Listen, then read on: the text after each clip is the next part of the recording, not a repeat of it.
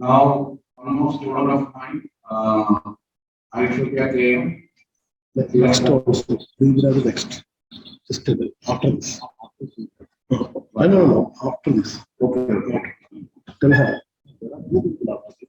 Online also.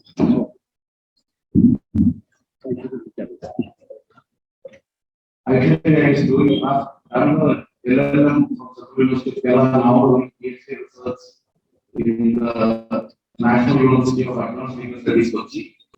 She has prepared a topic on LOKPAL and LOKAYUKTA, whether a key to ethical governance. In fact, this LOKPAL and LOKAYUKTA, we have seen in our country big education led by Aiswarya some 5-6 years before in Delhi, which finally culminated in the forming of Rama Party and gathering of power, whether the objectives put forward by the education party achieved or not is another question. But this discussion has been so lively in the society, in the society. LOKPAL and LOKAYUKTA were designed for checking corruption in public life. I welcome Aiswarya to throw more light on the issue, whether these two have served as a key to ethical governance. Come on, Aiswarya. Thank you, sir. Respected dignitaries in the dais and my co-presenters. One good evening.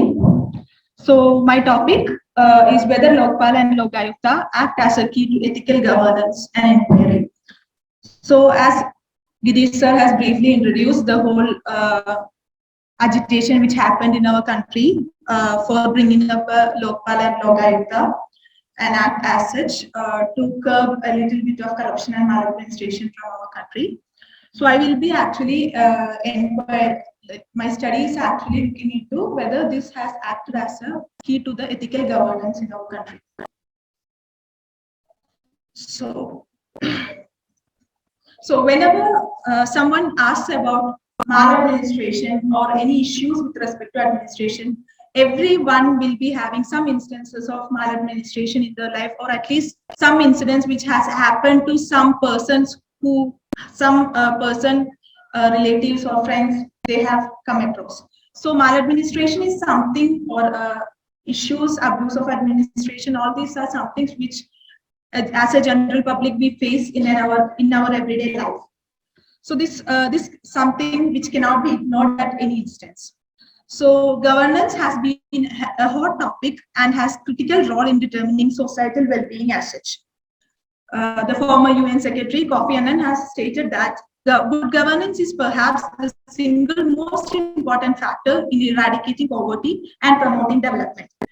So if you look into the whole concepts like ethics, governance, accountability with respect to government or public administration, it is something very complicated. So there is no perfect definition as such, or what is right or what is wrong, what actually is a good governance, what actually is a bad governance. We cannot pinpoint something, some particular aspect as such. So that's why the complexity actually lies in all these topics.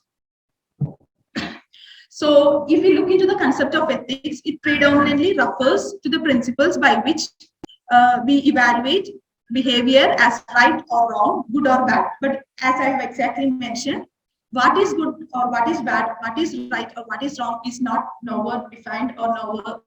So what is right for me might not be right for some other person. So it varies from person to person. So as far as ethics in public sector is concerned, it refers to well-founded rules of right and wrong that dictate what public officials should do. So with respect to, I have attached certain theories of jurisprudence to this particular aspect.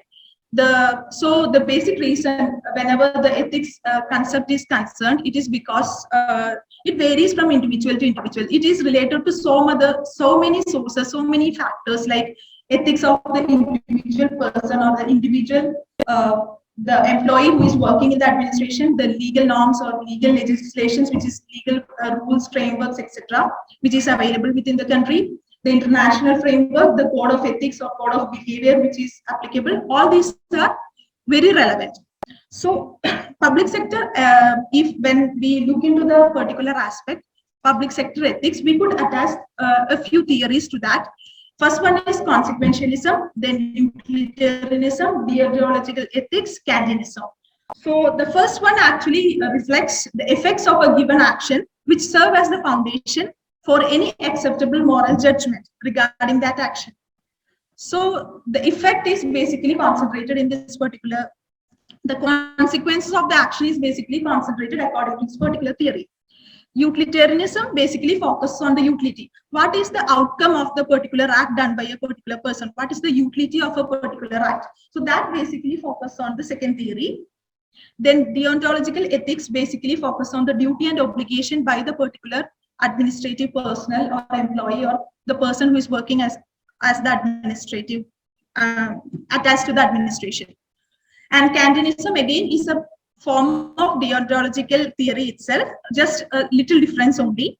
This philosophy again focuses on the obligation that, rather than the emotions or ultimate goals. So if we look into all these theories, basically every theory actually focuses the aspect of public sector. So the basic objective or rationale of study is whether the LOKPAL, as my title itself clarifies, whether LOKPAL or LOKAYUKTA institution act as a key to ethical governance. So there arises the most important question: why ethical governance? Why everyone is saying the governance should be done on an ethical basis or moral principles or ethical on the basis of ethics? Why we should not move from ethics with respect to governing? So governance simply means the process of decision making and the process by which decisions are implemented or not implemented. The public administration. So the basic objective, as we all know, the basic objective or basic purpose of public administration is to serve the public or the people. And whatever be the political institution, whatever be its alienation of the governing party to the any particular party, the objective should be governing the public and serve the public. Feel of stake in it. That is, every person should feel that he has some role in the society and some stake in the society and the whole mainstream of the society as such. So this requires all groups, particularly the most vulnerable, to have opportunities to improve or maintain their well-being. So I have just give an alignment, like governance is the basis of every country for a progressive as a society asset. And for being a progressive society to strive towards, they will always strive towards good governance concept. So basically every country will be having governance concept. They will always try to achieve the good governance concept. And once good governance concept is achieved, automatically we will move to the ethical governance. So this is the way in which the whole setup exists. So as I've already stated, every progressive society strives towards good governance and ultimately achieving the ethical governance concept. So a fear-ridden or slow-moving administrative society is significant impediment to countries' prosperity as well as development. And the growing demand for accountability in government institutions has focused attention on the ethical aspects of governance. So we have seen actually information revolution all over the world, like right to information access, and India is also no exception. So this information revolution has brought to a certain extent some change, bringing transparency and accountability, but still the ultimate aim of good governance or ethical governance has not yet achieved. And the basic impediment towards achieving this particular thing is the corruption and maladministration existing in our system. So in public sector, ethical governance is defined as the creation, recognition, and execution of a framework that ensures departments or organizations' interest in achieving good governance and national objectives. As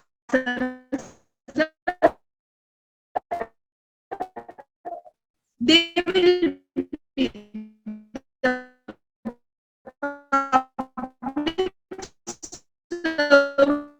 should be acting both as the agent of the ministry as well as the servants of the public.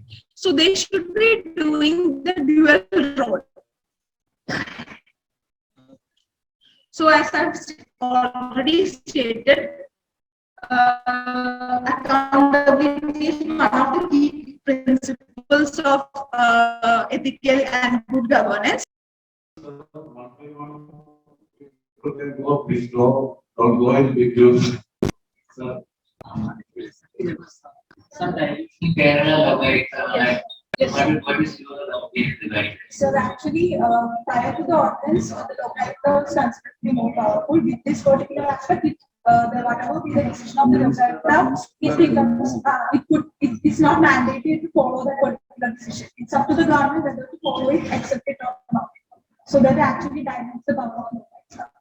Earlier, the minister could directly be removed by Lokayukta. Right. Now, it's another government is to decide. Now, this is in the hands of the government. Okay, very well.